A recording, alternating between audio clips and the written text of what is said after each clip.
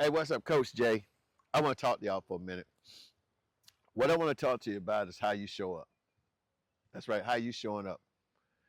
A lot of times we sit back and because we have talents, gifts, and all those things, we come in a little arrogant. We come in a little cocky. We hear and we expect people to understand that we are who we are.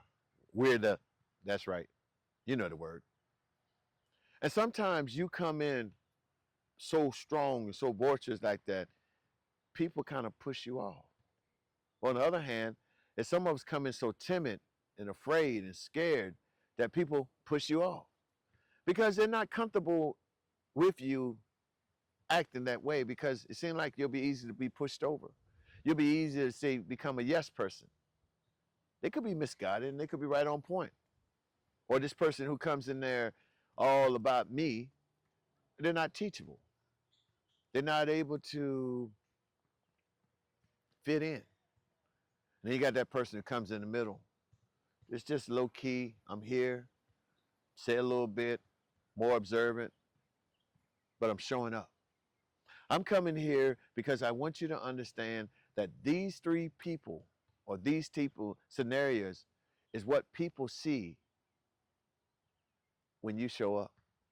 You got some of us that sit up here and we know what we know and we come in that place and we make people look at us and say, yeah, they know their stuff. And there's nothing wrong with that.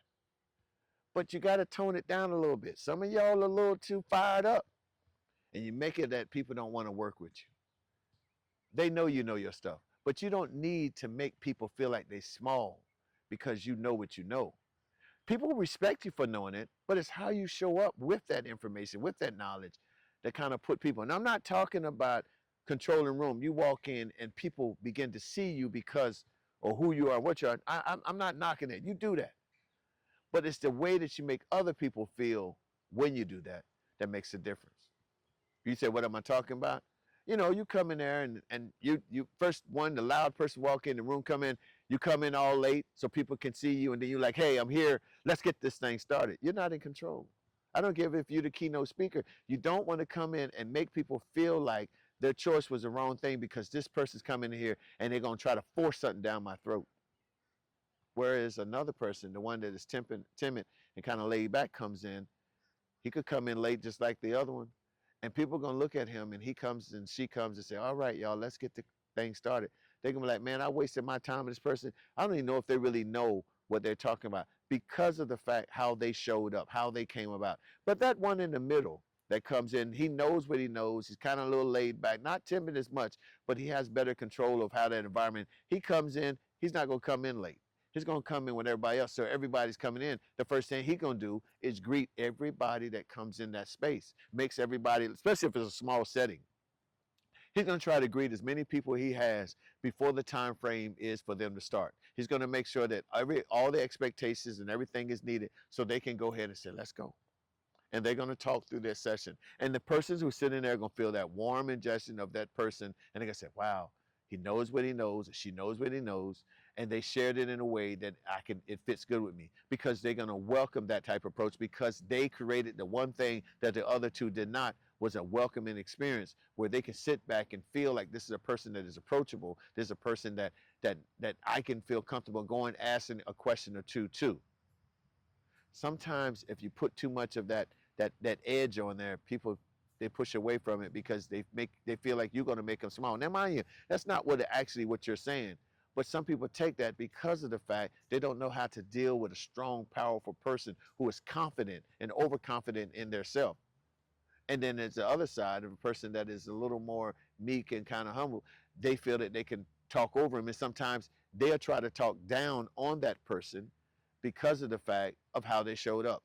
So it's very important to understand that there's nothing wrong with coming up and taking control of the room and setting that atmosphere and all of that.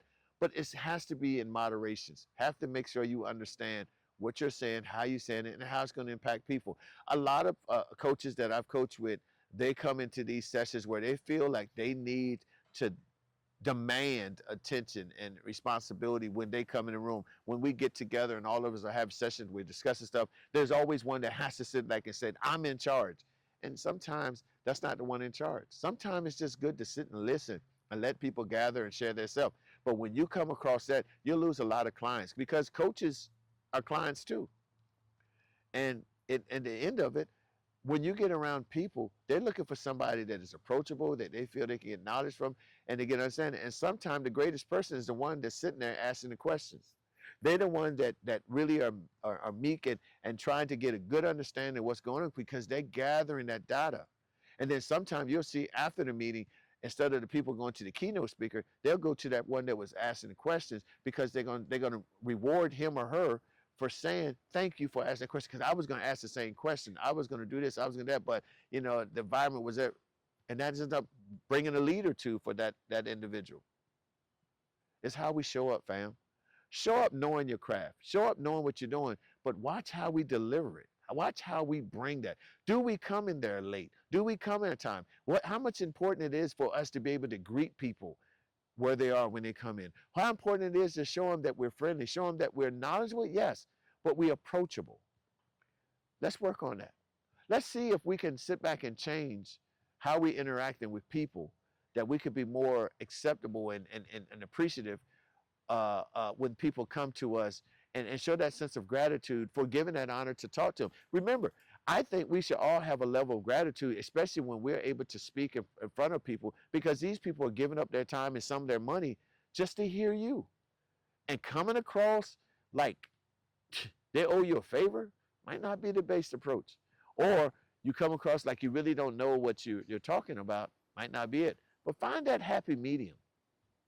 And if you're struggling like that, and I'm not going to say I'm the best uh, person to get up there on the platform to talk. I'm not no Tony Robinson or any of those high guys. I'm James, and that's all I am. The same way I talk to you is the same way I talk to others. Am I trying to be arrogant? Am I trying to take control of the room? No, I'm just sitting up here grateful that you opened the door, just like now.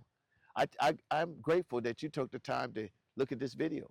You could be doing anything and everything, but you decided to hear the country boy share a few things. I appreciate it. I hope I didn't come across making you feel like I'm an expert in everything. I'm not. There's some things I am and some things I'm far from, but I'm learning from you and I would like to learn more. So go ahead and subscribe and hit the bells and thumbs up and put some comments down there. I would love to know how I can improve better or some topics that you might want to hear or you would like me to dive deeper on. I think I'm doing a pretty good job, but it's good to know if I'm not. I'm not that big head. No, I want to learn to better this craft because I want more people to reach out and talk, have comments. So go ahead, put in the comments. And if you want to send me an email, send me it at james at onemovementllc.com. James, onemovementllc.com. And please subscribe, hit the bell so you can be notified when I release another video. Like somewhere, I'm going to release another one soon. But go back and check the other ones. Till I talk to you again.